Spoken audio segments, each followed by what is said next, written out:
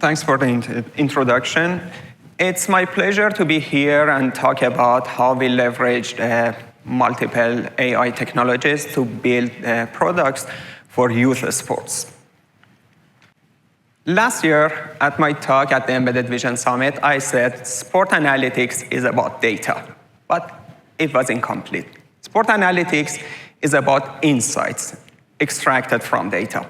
And if we look at the sport analytics in general, we can break it down into two components. Step one is data generation. We tend to extensively use computer vision systems, process videos to do player tracking, activity detection, and understand where players are and what they do throughout the game. I covered that topic last year. I'm not going to go into the details of data generation. This year, I'm going to focus more about taking the data and generating insights and relevant information for the users at the end. Sport analytics has been done differently in different leagues. So top-tier leagues tend to have massive budget. They have access to multiple sensory information, accurate raw data. They can afford to have a human in the loop to clean up the data. And they have deep domain expertise. In sports, they do have in-house data science team, so they can take the data and do any fancy, complex analytics on top of the data.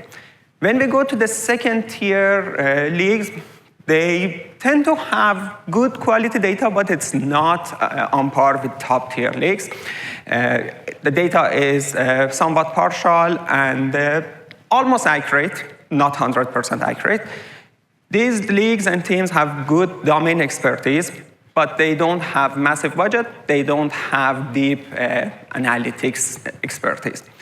When we are talking about youth sports, data is partial, incomplete. Like in the youth market, there is not a lot of data.